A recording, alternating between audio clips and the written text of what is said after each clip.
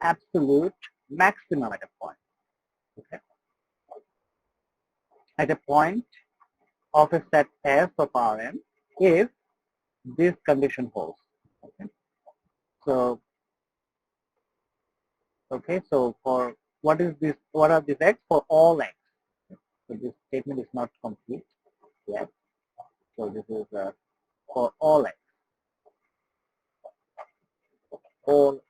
in Rn or S, you can say.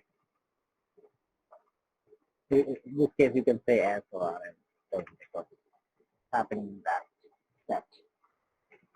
So I probably might like to say that.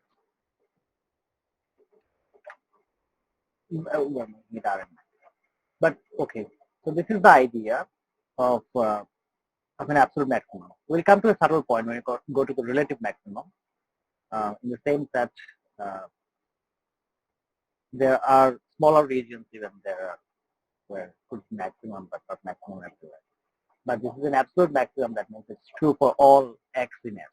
And that's for all points. If you calculate the value of the function for all points in S, this will be less than or equal to f of x. And regardless to say that equal will occur only at that point. Okay. Only at that point, this point, that the equality will hold. Otherwise, it's strictly the inequality will be strictly maintained. So that's where I think we're good at that. So that's the definition of maximum, absolute maximum. But what is the relative maximum? The relative maximum is occurring. So if it is the definition of absolute maximum, there must be a definition for relative maximum. The definition for relative maximum is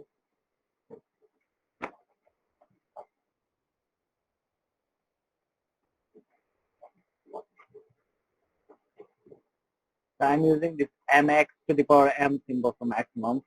You know, maxi m x max m x I m u m maximum. But I hope you can pardon me if I use this short notation here, just to move things forward quickly.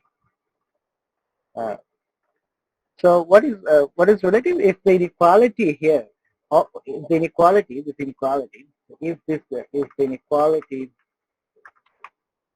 that we wrote before holds in an n ball, okay, B at A lying in S.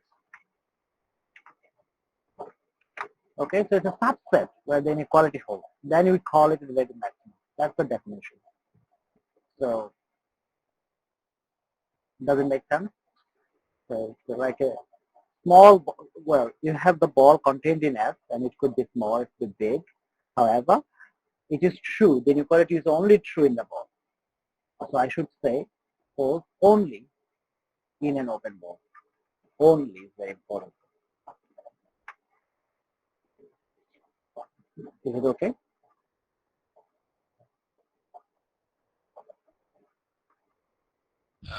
Yeah, sorry.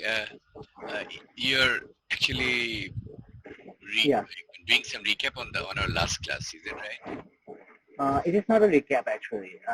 In the last class we had this. In the last class we had the flavor.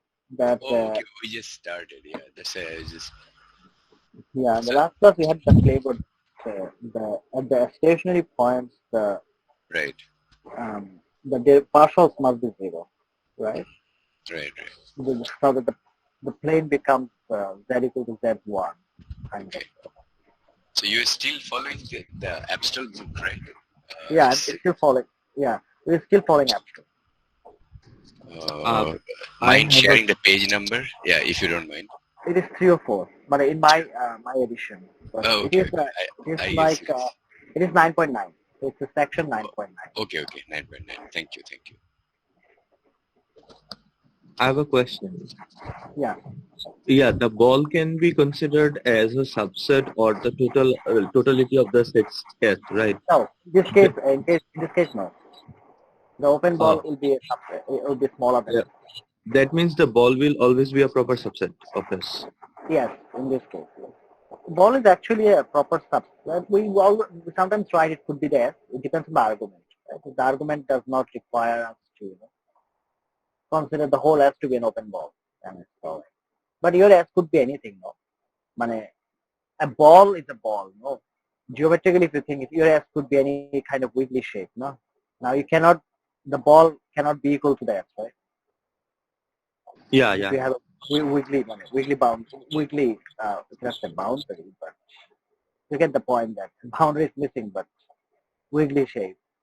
So yeah. I think Hasif sir in our first lecture was talking about, like say we can have any weird shapes of if we consider a certain norm. Yeah, that is Can also we true. obtain these wiggly But, that, shapes? but yeah, but that is not be a ball. That is going to be a different definition of matrix. Oh, He was okay. talking about the equivalence between. You can define different different So matrix. a ball must have a radius. I mean, that's a d-square. Yeah, Sphere, ball's right? definition is based on radius, right? Radius. But matrix space could have money. If you can define a matrix which satisfies the properties of a matrix space, Right. then it is sorry. If it satisfies the properties of matrix, not money. A matrix space is a space which has a matrix. So So then it can have yeah, irregular shape, right? yeah, it will have. But it depends on, well, yes, it depends on how you construct your matrix. You can construct many ways. You can have taxicab matrix. You can have various types of matrix. Okay. Okay, we'll talk about it later. Yeah, Yeah, that's sure, sure. interesting.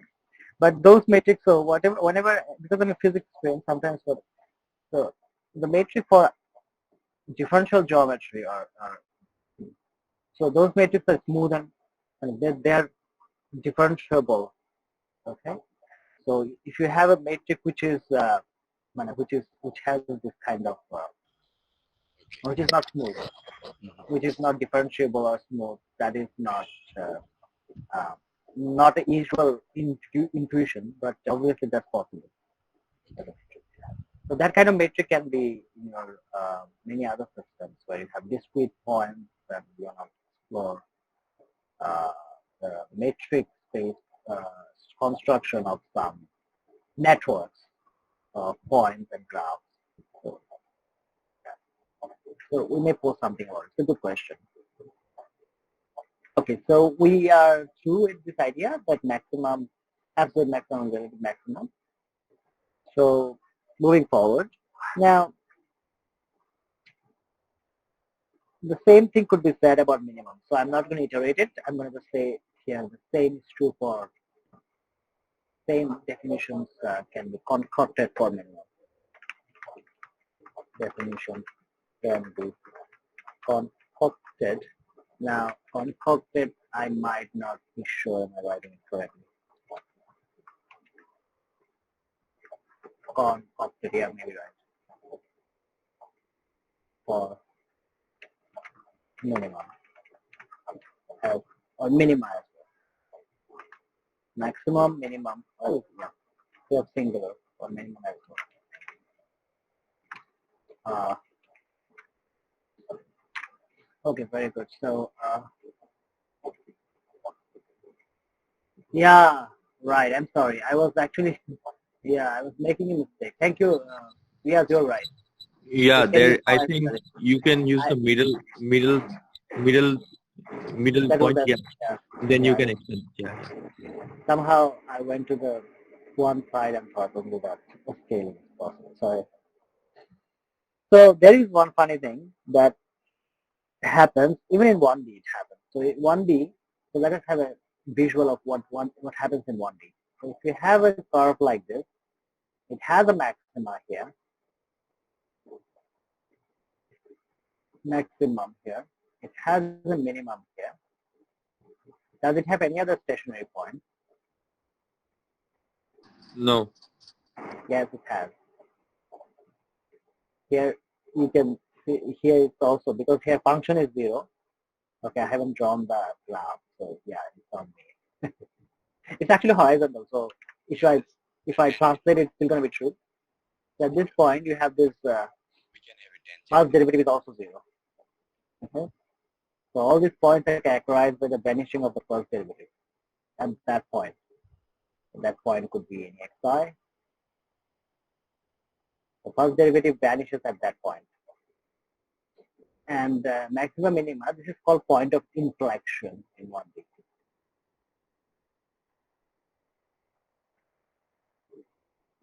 We call it inflection point. Why? Because one side it has one type of curvature and the other side it has a different type of curvature. Now, you can see that this is actually, well, you can see that these are curvatures of different types. One is like concave, convex, depending on which side you're looking at. If you're looking at this side, this is concave and this is convex. This is like turned around here. So it is a maxima and this is a minima. So better way to say it is that the second derivative here is negative, second derivative here is positive at this point. Second derivative is positive. And here second derivative is negative. So this is the point of inflection and this is the one-dimensional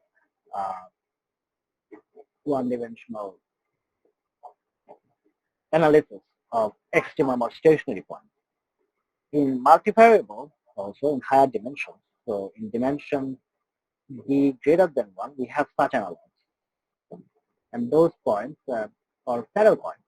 So this has a direct analog that is known as the saddle point.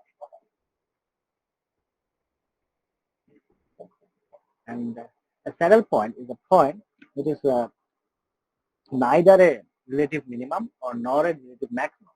So the definition of the saddle point of a scalar field is just to say is that this is neither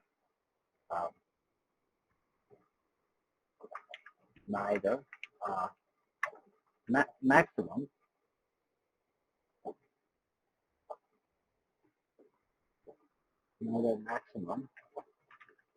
nor or relative maximum, neither a relative maximum nor relative minimum. Okay. And okay, so that's the idea. Now, for extremum points, we know that the gradient must be 0 at those points. So generically, I will denote this by A at those points where those points which are extremum points where the gradient must be 0 for multivariable. So we have seen this in the last class. This fact. The gradient must be 0. So this means that we have a horizontal. So this, what does it mean? It means that we have a horizontal tangent. It means that, so this is kind of the analog of 1D. We see that this is horizontal. No? These are horizontal. So in higher dimensions, they become horizontal plane.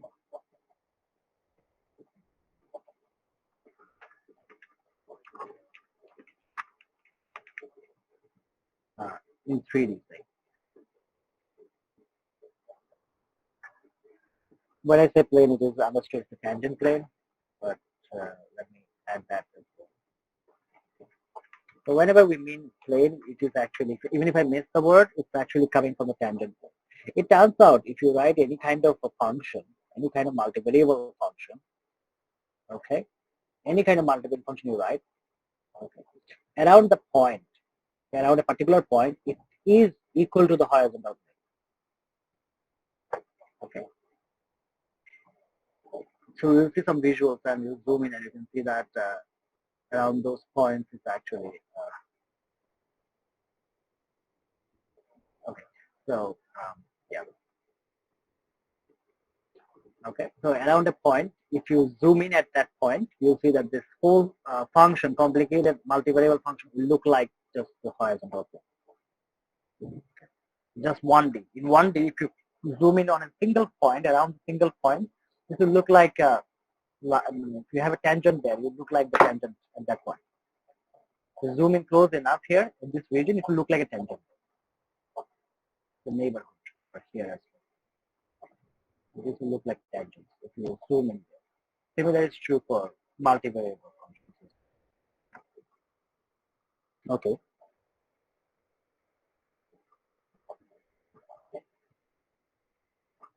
So let us come to a definition then. Okay. And definition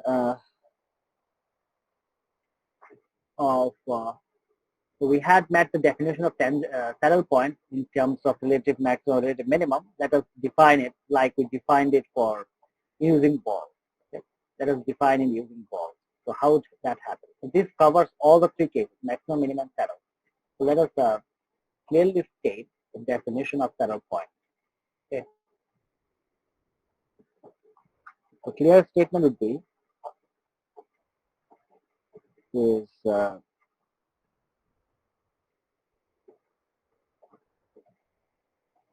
yes, that of course you have to have f as differentiable. So you start with let f is differentiable. So whenever it's a differentiable at a point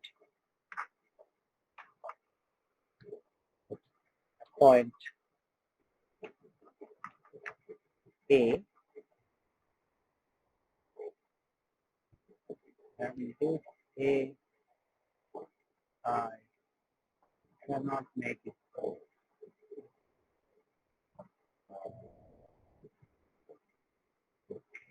So whenever I have an A, I will write this F.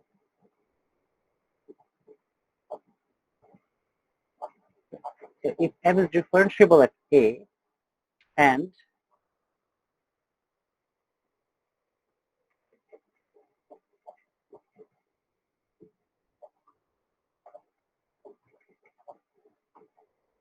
nebula of F at A is 0, okay, then this is a stationary point.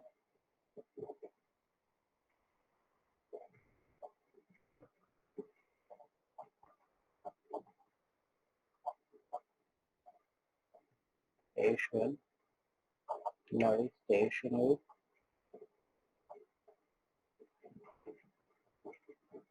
point of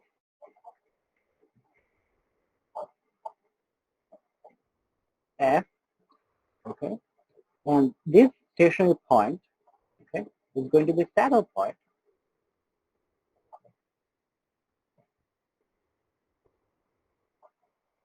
This stationary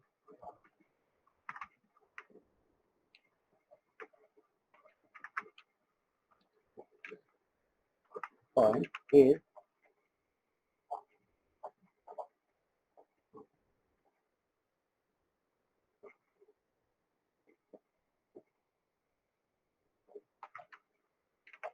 called a saddle point if every handball B centered at the point A, so whenever I say handball, this is an open ball, contains X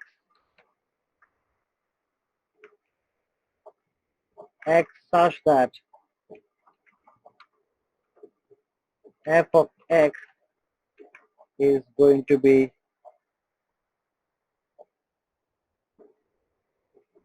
well, it contains X. This way of writing actually makes sense for this definition because it contains some X actually. Some X. We should have said some X. It is less than in this case, and for some other point,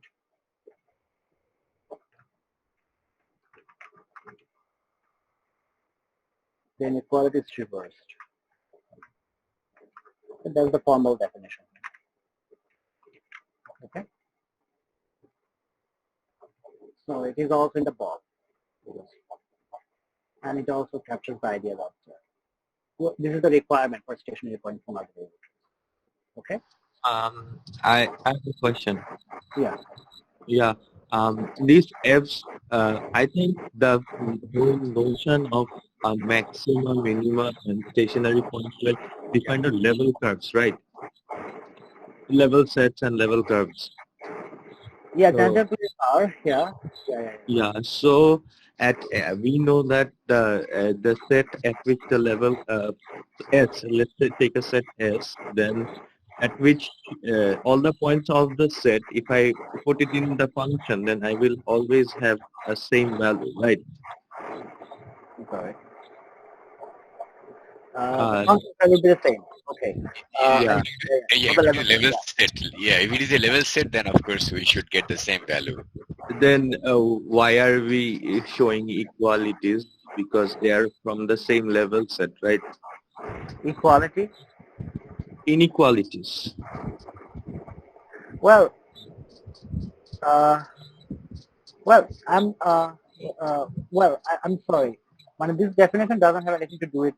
This definition has nothing to do with level sets. When we talked about tangent planes, we came into this condition. We went to the level set to get to the tangent plane, and in Yeah, the tangent plane equation. So when we get the tangent plane equation, okay, this is a plane at a point. Okay, yeah, okay. So at the tangent plane, this is a plane at a point of a level surface, no? yeah, yeah, Okay, and more precisely, it is so it is made out of vectors uh, of the level curves. Okay, around of the level curves, which so the vectors in the level curves which defines this plane. Okay, good, and it is orthogonal to the gradient vector. yeah, yeah, So far, so good. Now we said that if the gradients are zero, then it gives you the stationary point. yeah. Okay. So when it gives you the stationary point, the whole now there is nothing else to be said about the now well when you get this condition, then the whole level set. Uh, uh, this is nothing. So you want to consider this point as a level in the level set. Is that the point? That you're saying Yeah, that this yeah, point yeah. is in the Because we are just defining that f is we are just taking the level set of f, right?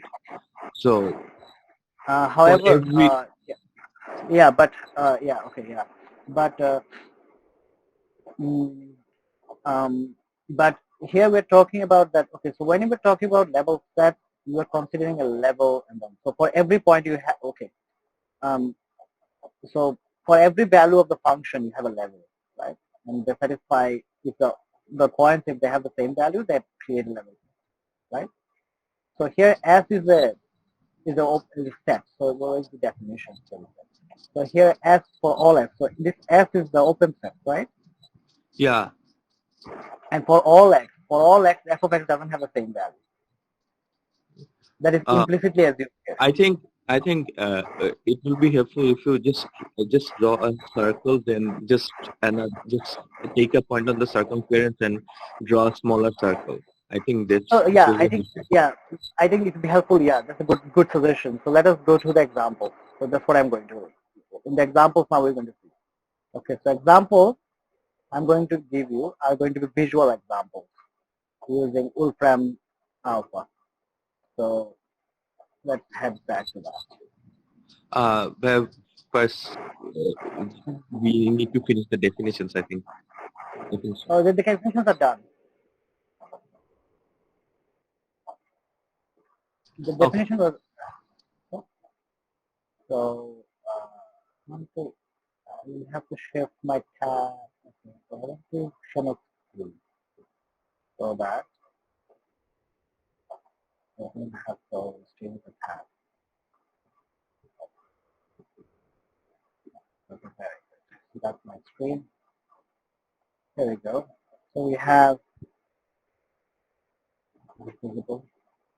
So can you see my screen? Wolfram alpha. Yeah, yeah. So this is one example. So look at this example, and this is the entire paraboloid. So if you look at this one, I can probably enlarge it. Oh, no, I can't enlarge it. Okay, no. Okay, I think it's visible. No? This one. So you can see the paraboloid, Yeah. and you see that you can construct levels. Yeah. So so level. So this is the region of. So here S is the set on which you take the function takes the value. Okay? Can you see my cursor? I am Yeah. hovering my cursor. Yeah. Yes, So Yeah. yeah. So this is the graph of the function, and you take the values of the x's for which you draw the function, right? So these are all the x's, and you can see all the x's do not lie in the same level set.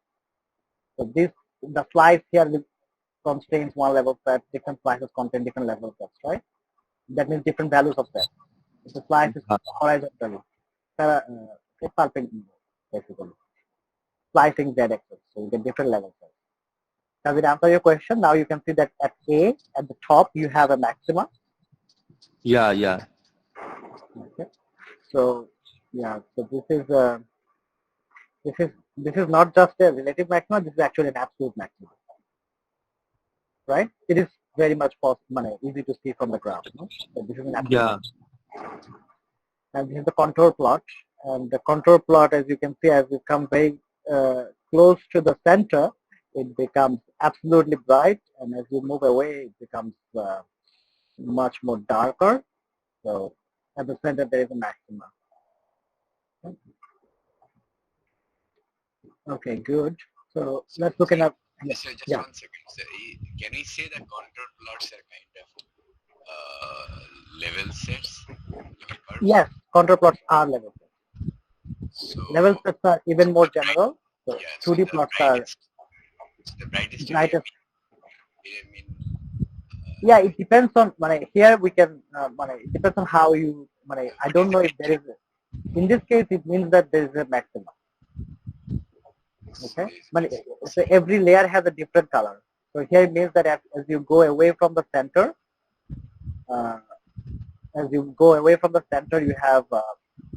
you have more the value of the Z decreases. So it makes sense with the Z, no? no, because in the book it says that you see in figure 9.9.3 they have these level curves like this contour plot, right? So are these two same? Book says Page 305. yeah, I'm not quite exactly following the book, but Oh, okay. taking the examples, but sometimes I'm not following the book. Yeah, probably in the next example they have another example that's oh yeah, maybe okay. So these are I see what you mean. Same There is in the same example they have a level curve, right? Yeah, exactly. These are the same level curve. Yeah, you're right. Yeah. So yeah. That has a particular value, then this is basically circle, so and then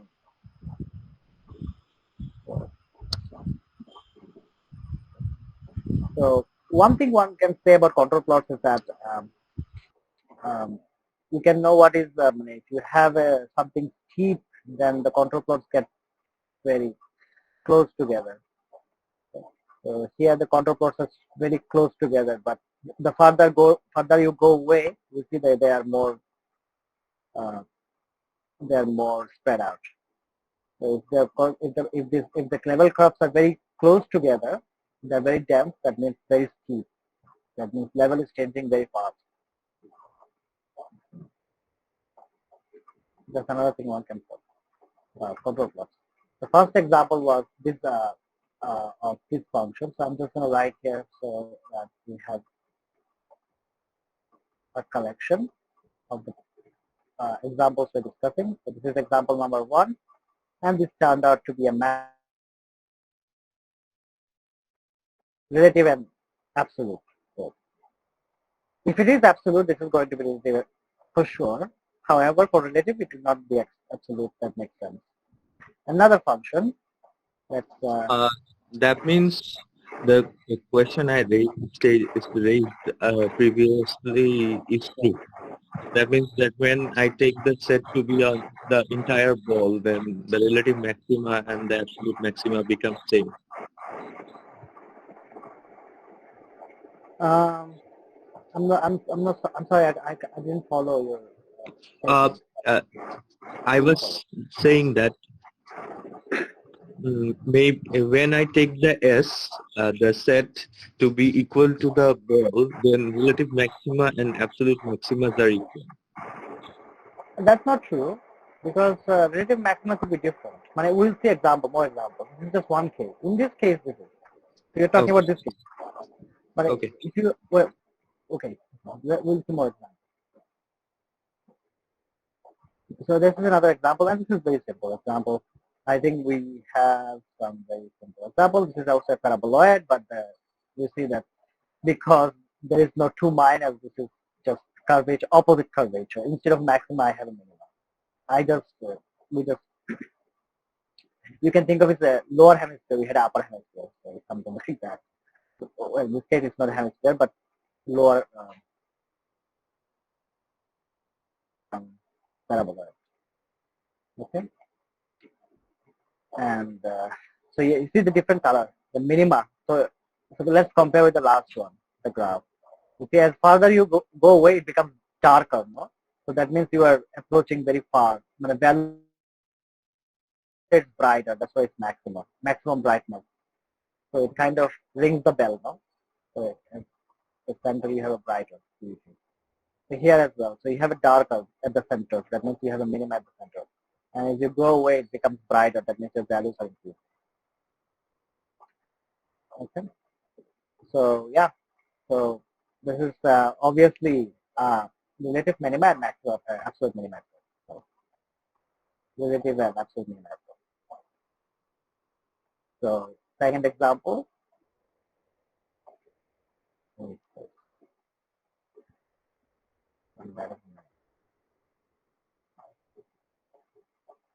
Minimum. Sorry, I'm using plural at time.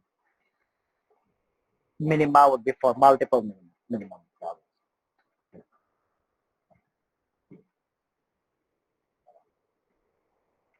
So another graph. Yeah, this is very weird. The contour will make more sense. So at the center, every level curves are actually just moving away from the center, and this is the Pringle shape. Okay, this is a shape which is famous. This is the Pringle shape, or you can say saddle shape. And these Boyle curves. And this, what curve? Boyle curves. I'm sorry, what? Boyle curves. Boyle curve. Oh yeah, now I get it. Yeah, thermodynamics, Boyle curve. Yeah. Yes, these are Boyle curves, you can say that. Yeah, but in thermodynamics, do we have negative temperature? You can say, but absolute scale doesn't have a negative temperature. So Yeah. Boyle curves do not transfer to other places. We just only take for first quadrant. Yeah. In cosmology, you have negative pressure. Very funny. So this side can also be included in cosmology if you have a pressure temperature graph. I think you have a Boyle curve with PV graph, no? So the temperature have volume, but volume negative is utterly nonsense, right? Temperature negative is not true either, but volume negative is utterly nonsense, no? You cannot have volume be negative. It doesn't make any sense, I think. But pressure can be negative. So this is true. In physics, it's very confusing at times. Even discarding an idea is very hard. Like I'm now discarding the idea of negative volume. You can absolutely saying that it would be a dumb idea to consider negative volume. It may turn out that negative volume is useful somewhere. So I might need to retrace what I said. Maybe I'm dumb when I'm saying this statement. Physics is very weird. Even in mathematics. Saying a general statement is very good. Unless we have a proof of, unless we have a theorem of a certain domain. Hard to say something. So before cosmology, people didn't take the idea of negative pressure very seriously. It's just, you have some negative pressure in the thermodynamics, but it's not really negative pressure. It's just the way you write. I think that is relative negative pressure in thermodynamics. Exactly. There's a relative negative pressure. Exactly. But in cosmology, you require negative pressure to be negative pressure actually in literal sense. That is not related because so yeah. So because it has a negative effect. Now, negative pressure will leave a mark which is indelible with positive pressure. So it's like all of the universe, the matter, all the energy is actually giving the positive pressure, and the negative pressure is like. So what does positive pressure do? In gravity, all the positive pressure means that everything clumps together. That gives you the attraction of the name gravity that Newton defined. But negative pressure does the opposite. So it does this what is called anti-gravity effect that pushes everything apart. So currently, this is what is dominating the universe. I think what you're referring to is dark energy, right? Yeah, exactly. But yeah, it's fancy name. It's a dark energy, but it doesn't interact. Well, let us not go into that. Yeah. So this is yeah. We can have discussions later. It's still a fairly unsolved problem, and it's like it's a huge problem in physics. Somebody, if you get to resolve dark energy, so 78%, more than 75% of the universe is currently what we believe that 75% of the universe is dark energy, and 23% or something is about. So they reduced the number. Before it was almost 90%, right? No. Oh, yeah. Well, currently it is 73%. This is going to be 25%. So about, oh, not 25%. About 95% of the universe is about dark energy and dark matter. Yeah, that's what I used to know. Yeah, around 95%. Oh, okay. So 4%. These numbers can be shifted by one or two True. digits, this and that. But about 4% of the universe that we know of, Only that know. we are made out of. That we are made out of, and it interacts. It's just very bad as a physics. Yeah, theory of physics and mysticism almost similar. Well, I'm not sure that is the definition, but this is utterly embarrassing. That's what I'm saying. As a physics person, but there is nothing we can do about it. Yeah, true. This is very unsettling. When people discovered dark energy, people were like shocked to their bones. People are thinking that universe might be collapsing, or maybe static and very bad. It is about to collapse. Something like that. People are thinking. People never thought the universe would be accelerated in their wildest. Now the James Webb Telescope, again, putting a lot of interesting observations, right? Yeah, they are, and now there is a huge debate on the Hubble constant, Hubble parameter, and there is a lot of debate on the dark energy. What's the nature of it? But the whole point is that we have to find proofs. So True. cosmology before Big Bang is now under big challenge as as a layman, as I read in the popular press.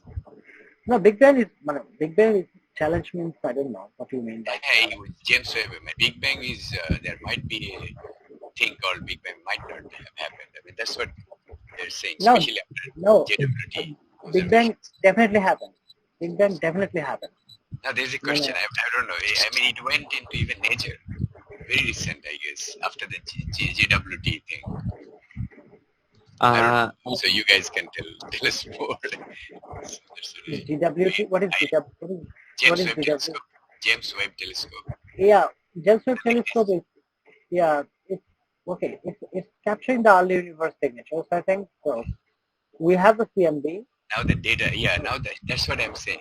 The CMB, this is the latest thing. But now the scientists are kind of course, science goes like this, right? Centuries established notions can be challenged, right?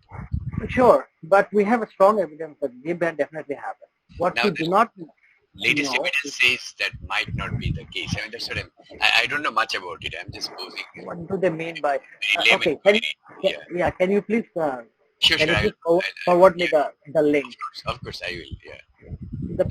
The issue is that everything deliberately expanded because we have the right profiling for the conditions of Big Bang, and there are proofs in general relativity. So general relativity works for large scale, And when you take it to the, if you have a time as a parameter, and if you run the time parameter backwards, so the theory has a okay. So the theory has some continuous deformation symmetry. Okay. So the theory, you can run it backward. You can see what the theory predicts. And this is the idea of Roger Penrose. So Penrose, this is the idea of Hawking. So Penrose applied it for black holes. Hawking applied it for the universe. So Hawking and Penrose, the singularity theorems, celebrated singularity theorems. That tell us that the Big Bang singularity is inevitable. It's an inevitable consequence of general relativity. So if our universe is governed by general relativity, this is an inevitable consequence. And by all the experimental data that we have, we know that general relativity works extremely good at large distances. Apart from explaining dark matter, this kind of stuff, which is mysterious, apart from explaining this kind of spooky behavior, like dark matter, general relativity works like amazing. So, okay, so we can have this discussion later, but this discussion has very nice ring to what we're doing here. So hypersurfaces and everything. So multivariable calculus actually is the first stepping stone towards them. Okay, these kind of curves are, so we will have this kind of curves in GR as well. So this kind of like boundary curves or something, and you have these hypersurfaces, you also have level sets, you have level curves. So yeah, these are the basics to understand those topics. Okay, so coming back to multivariable. So so this is clear, right? Why is this clear? Because as you see that there is around this point, one side is going down and one side is going up. Okay, if you go this side, you are going to the maximum, some region where the values are maximum. If you go down, in some region you go there is minimum. So now as you can see, that you cannot say that if you have a maximum, this is absolute maximum, this is actually a global maximum. If you include all the points in the set, because the level sets are different. Here are some x's. Well, here about this point there is one x. That's also a level set. So they have different values, different levels. So a region of points can have different level sets. That's the point. Okay, your tangent planes will be different. In arbitrary shape, your tangent planes will be different. Even for this shape. Okay. Yeah, at every point you have different orientation of tangent plane.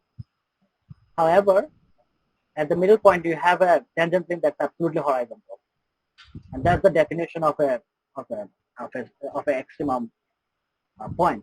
At the extremum point, you will have an horizontal plane. That's why it turned out to be a absolute maximum, because there is no other point which has a horizontal plane.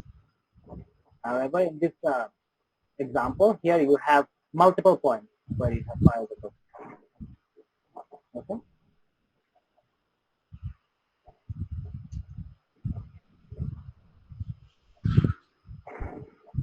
So this is a saddle.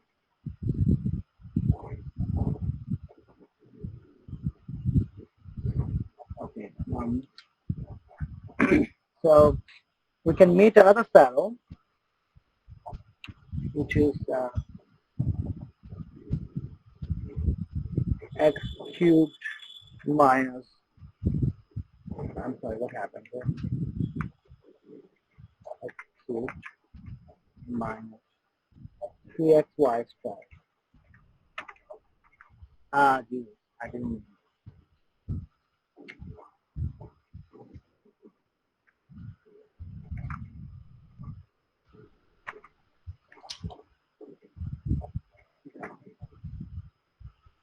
Oh, this is even more fancy.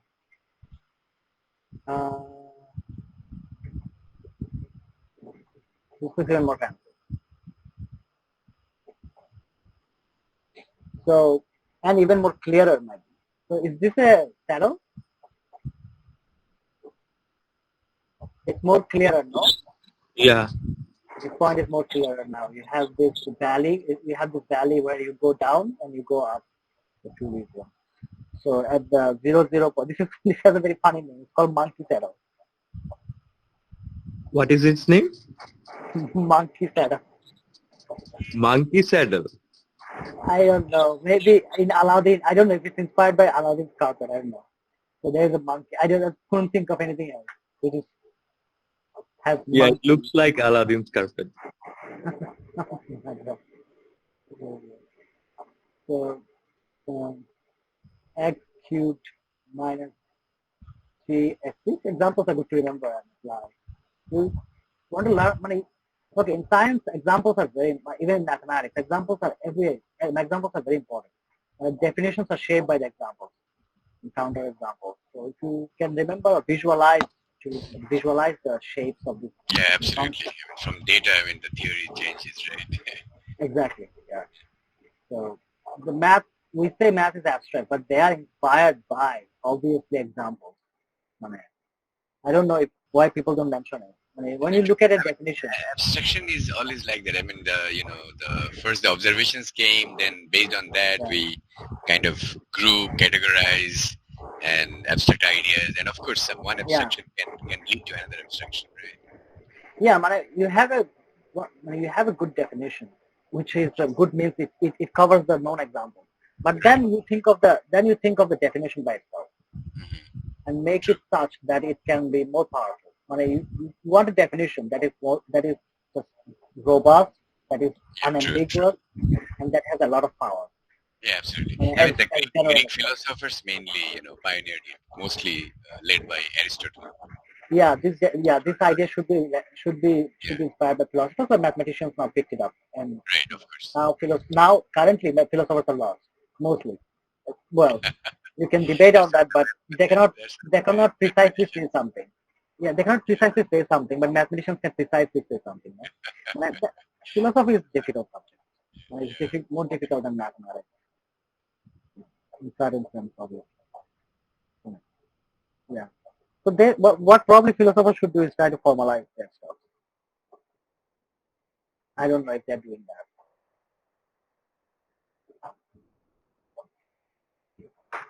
that. Mathematics did this so good because they formalized it.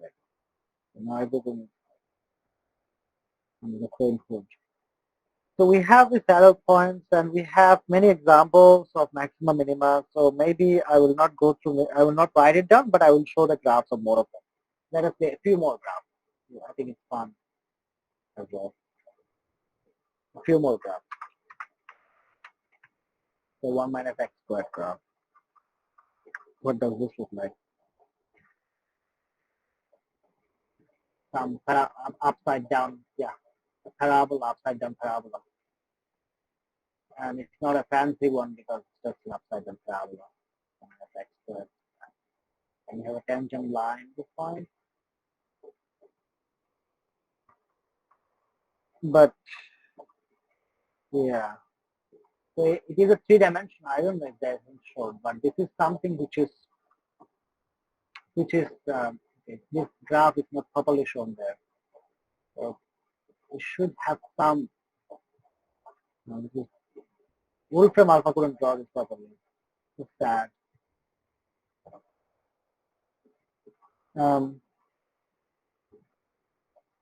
This is actually going to be something like this.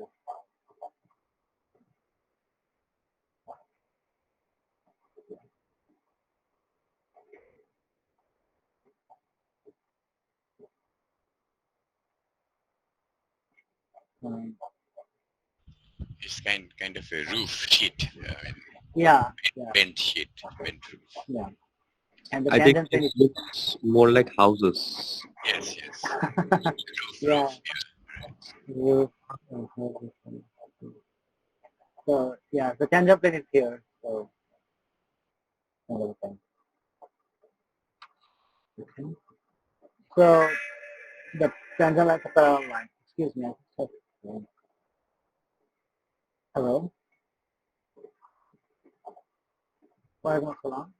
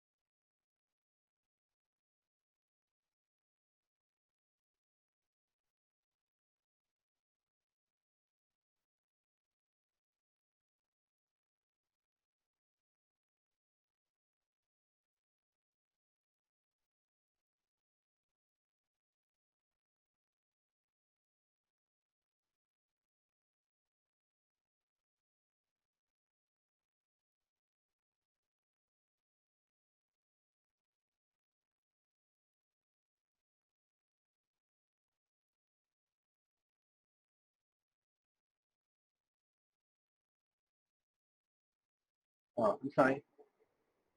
So okay, so let's okay.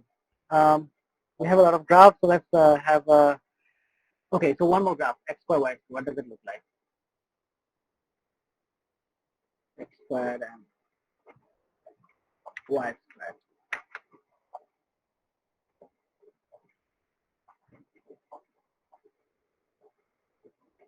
Yeah.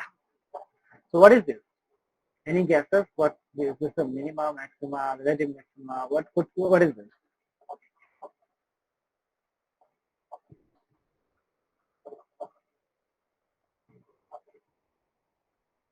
I think it has absolute minima. Well, there are maximas, no? Yeah, there are maximas. Yeah, you can say this is minima because if I didn't show you this, if you see the contour plot, you can say there are. Yeah. This actually has the same flavor. This is actually still a saddle. Um, um, um, but do you mean that this is absolute? Okay, so is that an absolute minima at the center? Is that a saddle as well? Well, I thought it's saddle because I thought these are maximums. But is this true? Are these maximums? Do we have maximums that look like if they do not? So what do I mean by maxima? They have to go down. If I have a max, if they just go up, then it's not a maximum, right? If it goes up, it's not a maximum. It has to go down for a maximum. Yeah. So this graph, when I see this, it has a minimum and it has a very good minimum. But however, these edges in this graph, it's not. I'm not sure. Oh, it looks like it has a maximum. No? When this deep, I don't understand this. So is that a what is that? Um, if you have a dip there, that would mean it's a max. These are maximum. Then you have a saddle shape. However, apostole says it has the absolute minimum at the center and nothing else. So can we investigate this by ourselves? So if I look at this function, which is z equal to x squared plus y, x times y squared. If I look at this function, I can go ahead and compute it and see if it has anything. That's one thing. So at the origin, it has an absolute minimum, but there is a relative minimum that I know for sure. However, if I'm looking at this graph, what do I see? Its minimum value is 0, no, because it's strictly positive. Yeah, yeah, yeah. So that much can be said, and it doesn't have any maximum. Why? Because these are unbounded. Sorry, right? Yeah, these are unbounded. Unbounded. So there is no such dip like this. So even though the graph, well, I'm sorry, I thought the graph had this. I looked at the graph, but probably not the best of it. Maybe I'm not very good at reading this graph. But when I look at the function, I can say that, okay, it is unbounded. So moving on from that examples, a lot of examples. Second order Taylor formula for scalar flows. Now we will look at that. And you may ask me, why is that? Because we want to understand, you see, computing these things. So with the graph, it helps us a lot of examples. But we need to have a machinery, okay, that will tell us that what are these extremum points. We don't want to just, blindly look for things. And it will be very hard for us if we just scratch things out like that. So we want a systemization. And that's what algebraic manipulation or constructions give us. So that's why we need second order Taylor formula for scalar. Okay? That's because the curvature is going to distinguish. Okay? Just like in 1D.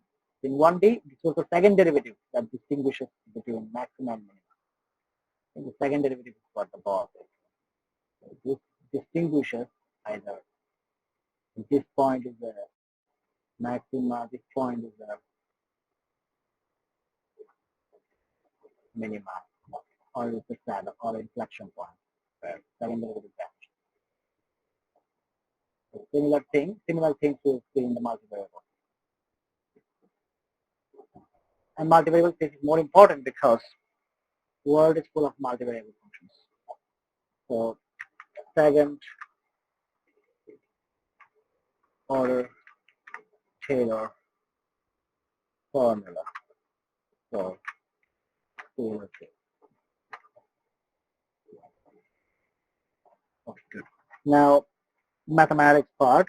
I'm not going to say too many things. I'm going to just mention. So obviously, when I'm saying second order Taylor formula, I will assume that f is differentiable, even though I'm not writing explicitly to the point. But by now, you know that that is true. So the second order Taylor formula, we can just go ahead and write. No? It's just an extension of first order approximation. And this is going to be, so let us first write down the first order approximation. So first order is this.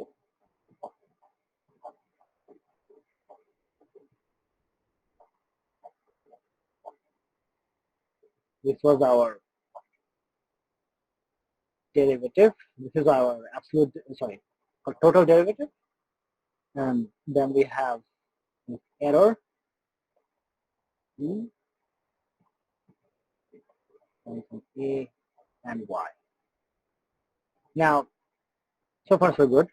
Now, obviously, it is needless to say that this goes to 0 as Y goes to 0. 0 as a vector. Now, well,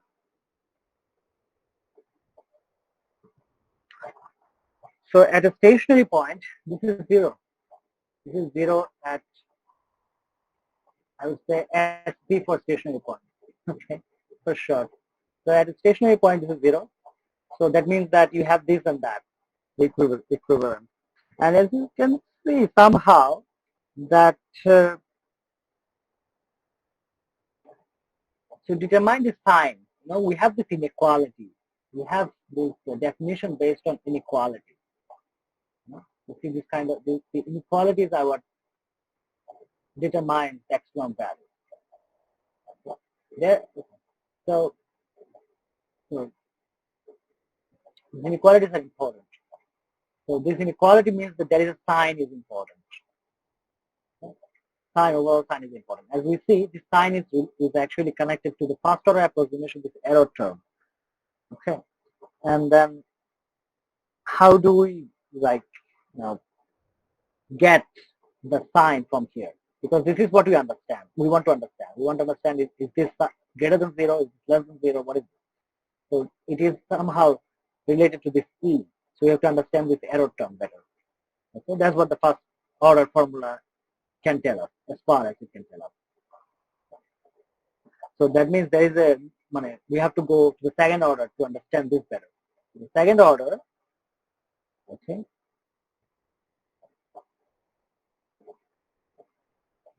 will have the second order term. I will call this second order term in the Taylor expansion of the scalar function or scalar field.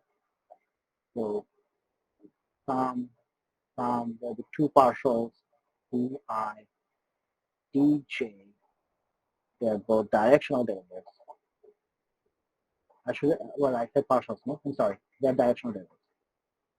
Yi. So whenever, okay, there is still a little bit of problem when I say directional derivative. See, I haven't, we have to demand the unit, this thing has to have a unit norm. Then we can call them directional derivatives, no? The definition was they have to be unit norm. Isn't it? Is it? Or I'm making that. Yeah. It needed to be unit norm. Yeah. Yeah. It is back of our head that we can make it. Yeah. But we care about the direction, no? But again, then, yeah, this is a bit problematic if I demand it. Why? Because I'm actually sending y to 0, no? If I fix the norm, there is a problem with this one. So let us keep it arbitrary in the definition and understand it as something related to direction of derivative. strictly speaking, directional derivative has the norm one. You can think of this shows up in the total derivative. This is the derivative term that shows up. Anyways, now this is a quadratic form. Why it's quadratic form? Because we have quadratics here. So these kind of things are called quadratic forms. So you'll meet this quite often in your linear algebra studies as well.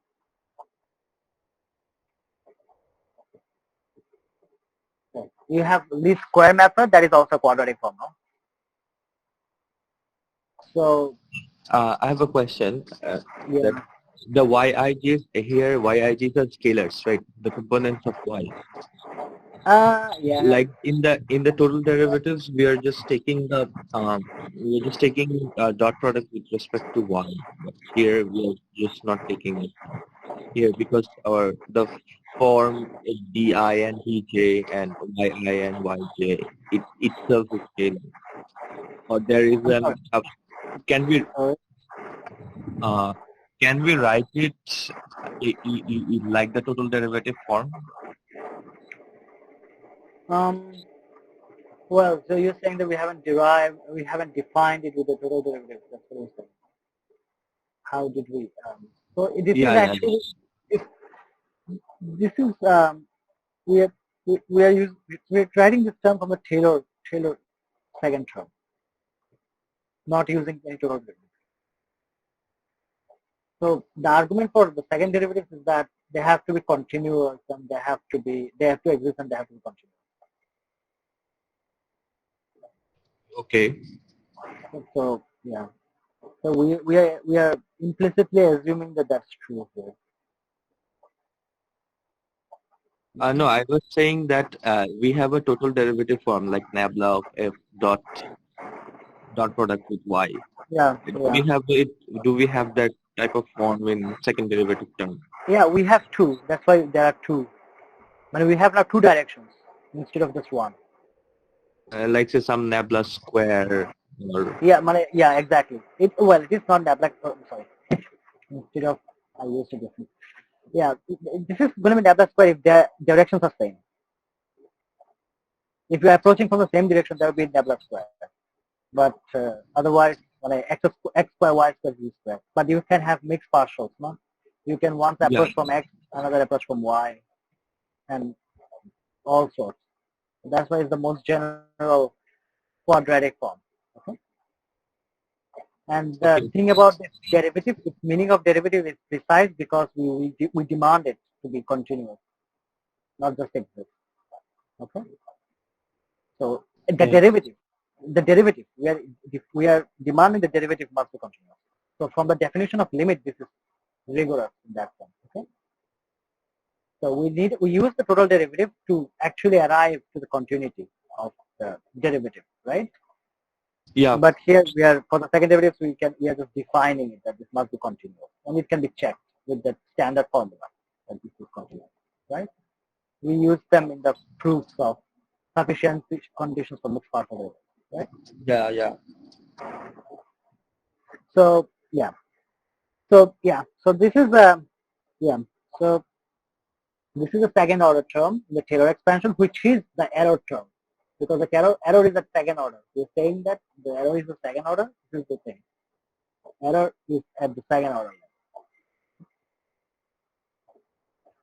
So you will see many times that whenever there is a Taylor expansion, people, so if you have a parameter which is like delta and you have a Taylor expansion and people almost write it like O delta square.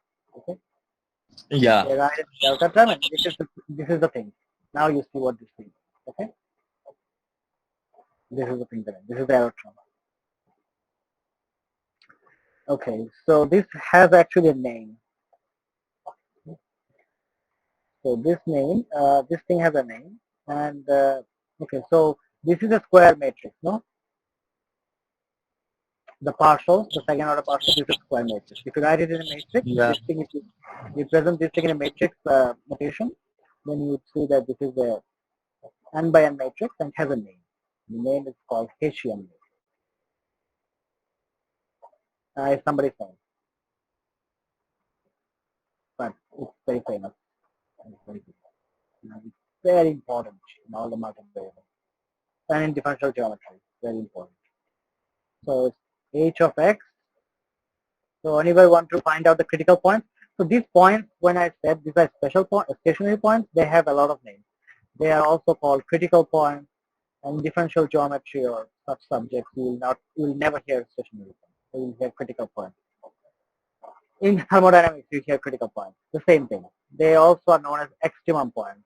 If you are doing Euler Lagrange types of thing or Lagrange multiplier, they will not use critical points. Okay, they will use extremum value. So depending on the context, the same thing, you know, has different names. Ultimately, the same thing. So another example that I know of is a bit of an abstract example is that we know about Gram-Schmidt process. In Lie algebra, there is a similar process called Iwasawa decomposition. At a face value, that looks very horrible, but in its spirit, it is really, really Gram-Schmidt. So the same thing, but in disguise. No, not disguise, but the context is different. Okay, so this is the definition for Hessian matrix. It's n by n. Just looking at this representation, you can say it's n by n. And so if I have this definition, so this is the definition you can say for the Hessian matrix. So then I can write a quadratic form. So the okay, now it's the time to use the quadratic form can be written as, how can we write it? Well, so I'm not going to write it, so I'm going to show you here. This line I'm not going to write. So I'm going to, I want to write this part. Only this part I want to write. This is the quadratic form. The half comes from the Taylor formula. So this is the thing. This is the quadratic form. So if I want to write it, is the Hessian. So we have a Hessian, okay, and you have this y, and you have this y transpose. Make sense? Where I have to say what y is. Y is a row vector. It's a row vector. Make sense? Yeah. And when you look at this, the mixed partial, and because di f and djf, we demanded them to be continuous. Okay, so this goes, but we didn't say the name. There is a name for this theorem, and they're continuous. This is called Clairaut's theorem. Clairaut's theorem. If they're continuous, we have proved the theorem, but we haven't just given it the name. Then di dj f is equal to dj mixed partials commute. And if they're continuous, they imply that this is true. In a, obviously at a point or in a region. So that means the Hessian is symmetric. That is Hessian. If you take a transpose of that matrix, so in this case, Apostol uses this as a transpose. And can anybody tell me what is the most beautiful property of a Hessian matrix? Of a symmetric matrix? Sorry.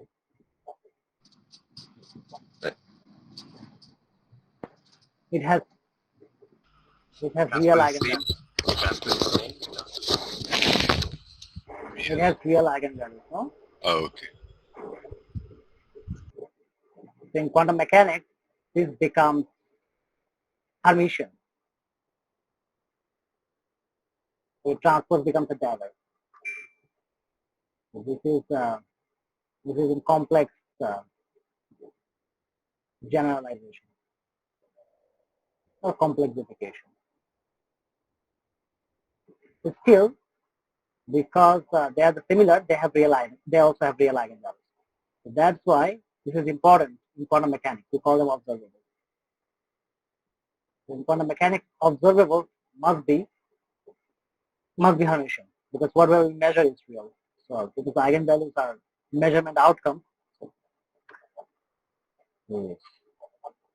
They are the ideal object to study. Very good. Now, let us encapsulate the thing that we want to understand about as the error term in terms of Sagan-Taylor formula. So that goes by the name of a theorem. This is our first theorem of the day. And the theorem is this.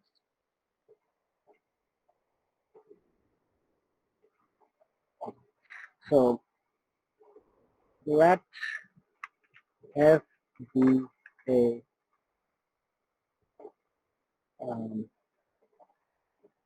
scalar field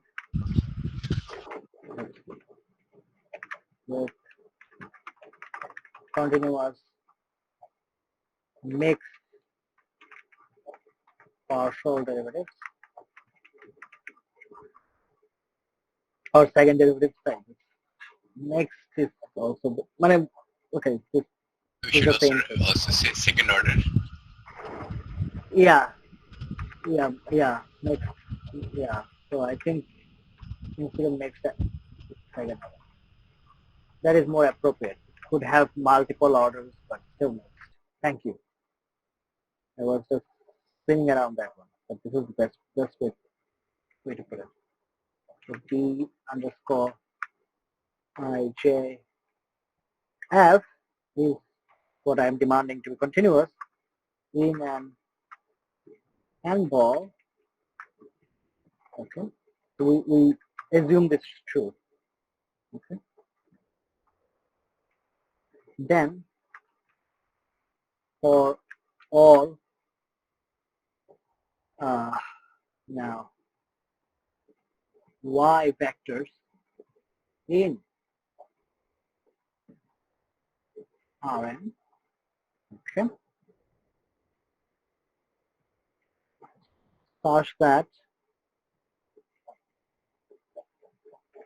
all such y vectors in Rn such that A plus y belong to the same ball. Okay, then we have this.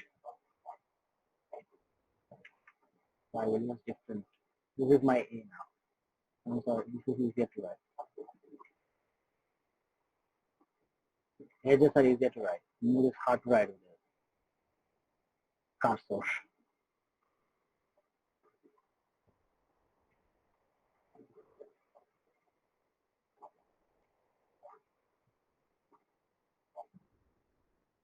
Okay.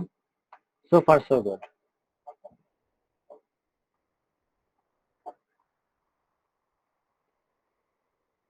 Here Taylor has a factorial. It must be factorial because this tells you the other things will also needs to be factorial. Even though the values.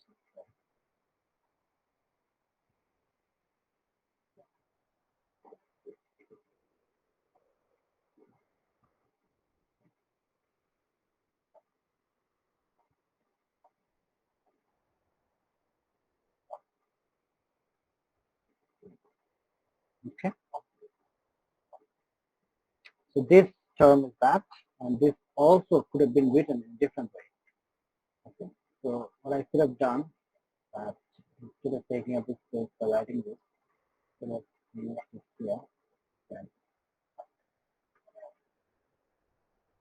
This could be written as this part can be written in another way. You can think of expansion here.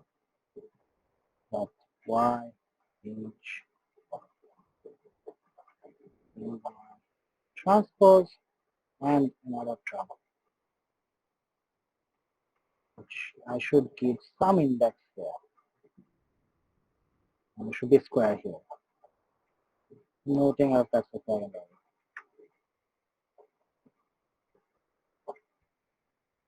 Cool.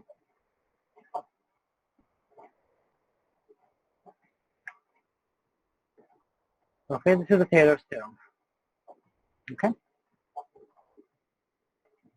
And the proof. I'm not going to, question? No. I'm not going to prove it because the proof is extremely straightforward. All you do is I'm going to express the proof, tell you the main ideas of the proof. Proof is again based on chain rules. This is the most powerful proof. So you define this thing.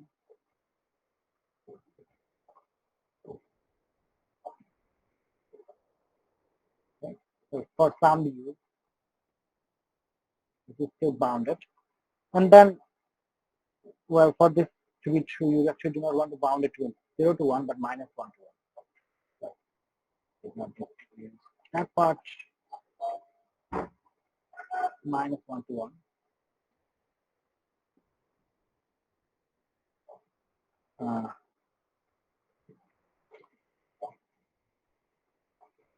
Excuse me.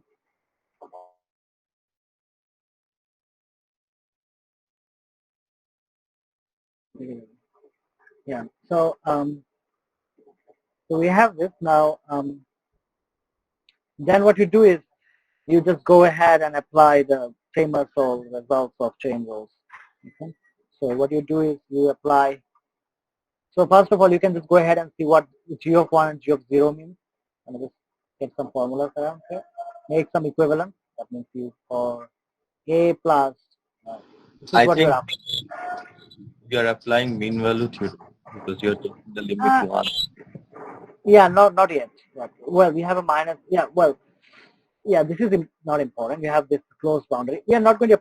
Mean value theorem is well, let us see. Mean value theorem you can. Oh, so we have. Okay, okay. I'm not going to. Let's see. Let's see. Okay, let's see. Then we have to go through a few arguments. Let's see. So this is just an exercise. That this is what we are after. This is what we are after, and this can be expressed as this value. Then you know that g prime of u is by the chain rule that we have studied before. We have found this result on the chain that there is some r of u, a vector value function dotted with the r prime of u. No, we found it. Now in our case, a plus cy, this is our vector value function. So in our case, the r is nothing but a plus uy. This is our r of u, as you can see, it depends on u. So you just go ahead and apply this thing, okay? Apply this thing, and you find. So where do you apply this thing? Okay? So where do you apply? You apply it here. So let me write this again. So you have this g1 minus g0. But however, g1 minus g0, you can go ahead and apply Taylor here, because g is, if this is differentiable, this is differentiable. Okay? And differentiable means it's, well, now this is a good question. What do you mean by differentiable? I haven't demanded differentiable, no, but I have demanded it has second order partial. There is one terminology that is, okay, let me not go into that. Okay. So I have demanded that this is continuous second order partial derivative. So it is twice differentiable. So differentiable means one differentiable. That's not enough to actually go to second derivative. However, if you demand the second order partial derivatives are continuous, then this can be done. So we are applying that Taylor's theorem here.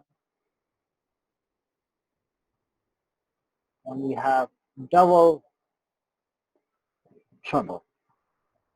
Okay. However, this point is not necessarily 0.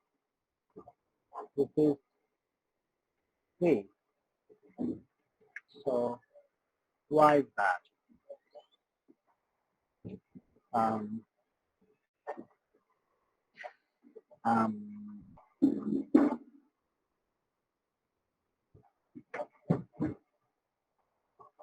so this is called Taylor theorem applied in the interval from 0 to 1. So can I say It's P between 0 to 1. Yeah, yeah. C is between 0 to 1, exactly. It looks like mean value theorem, no? Yeah, yeah. So that's the connection. Mean value theorem and secretly Taylor's theorem. So we have a proof there. So it kind of verifies our suspicion there more and more.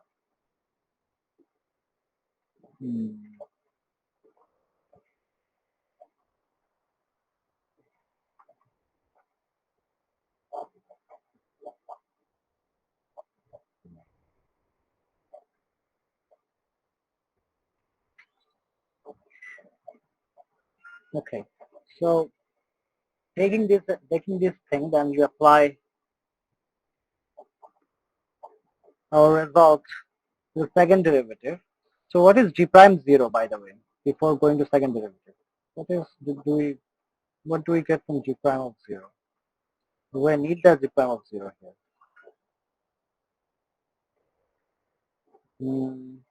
So I would care about this second term, the second derivative. However, uh, do I know that g prime of 0? I can derive g prime of 0. Why? Because if I put g prime of 0, this is my g prime of 0 exactly. So that's all. This thing will give me g prime of 0. Here there is a value of u. So this c is some value restricting u when I'm applying here. So this is going to be delta f at what point? So at the point r of 0 would be a dot. So if I take with respect to u, I have a y. This is my g prime of 0. And this actually is the same thing in the first order case. No? This is the first order term. Oops. Here I should be using this. So this is the first order term. And that is the same thing as g prime of 0. So we have that covered. Now we can go ahead and apply the second order term. Excuse me, can you please go back to the previous slide? Yeah. Yeah. What is this? Is this D term where we are using this D term? Which term? I'm sorry. The D term. I think if we can annotate. 0 greater than C greater than 1. Above that there is a D equal to A. Yeah, above that there is a D equal to. Yeah, yeah. Okay. Where are we using that D? There is no D. This is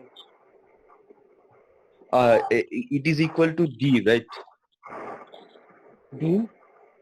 A plus U Y equal These are to all D. A. These are all my A's. No. I'm just saying that A plus UY equal to what? It is R. R. This is R. Oh, okay. Sorry. These are my some notations plus a bad scribble. No, it's difficult to write like this.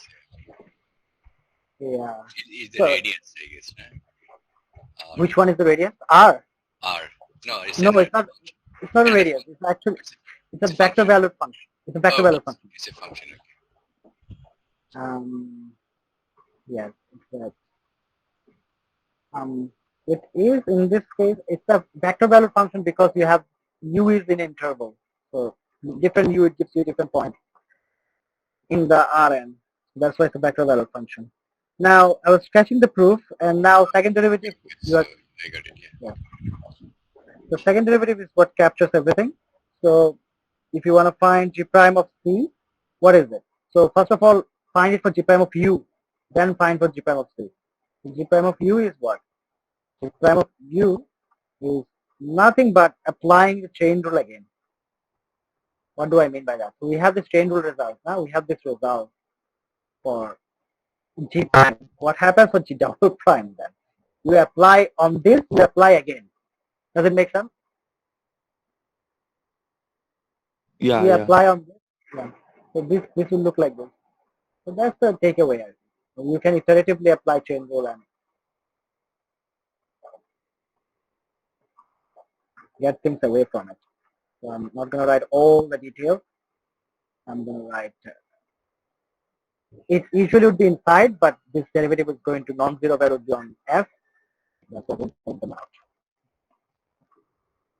And this is nothing but this, the quadratic form. Okay, so this is for u. Now you can find it for c, and if you want to find it for c, that is nothing but writing the.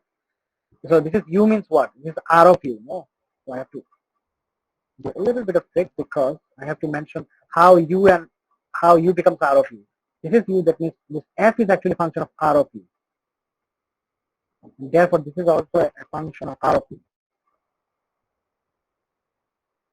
And therefore, when you change it to c, it becomes a plus. Instead of ui, it has no.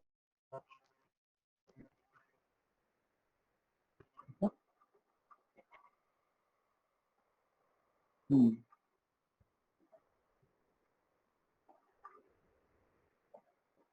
That's it.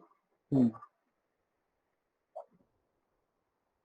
There are some subtle questions that you can think about, like why u is defined like -1 to 1, why c is defined as 0 to 1. So I leave this as exercise or further discussions. There are some subtle details that need to be filled in. Why we needed that. However, for the broad sketch of the proof, uh, this is what you get. And that's essentially one part of the proof is done. Now, if you want to contain the error, all you need to show that the difference between the C and without the C is the error term. And you just come up with an inequality using Cauchy-Schwarz, and you can just show that. So I'm not going into that. That's fairly easy. So the error term, just going to write it down. In completion, the error term would be H. So you have this Y plus outside. H A plus CY minus H of Y. We have already done this kind of calculations before. When we proved the sufficiency conditions for vector fields. Okay, the derivatives of vector fields. We have done similar reasoning for the using telescopic sum. It's the same reasoning for vector fields. So this is also a vector field. So we would have a similar approach. So what we have done in this theorem is that we have a Taylor formula for second order. Okay? We have a Taylor formula for the second order, and we needed that to understand the maximum, maximum, minimum, or set of extremum values. Okay, and there is this. So, how long can I go forward at this point?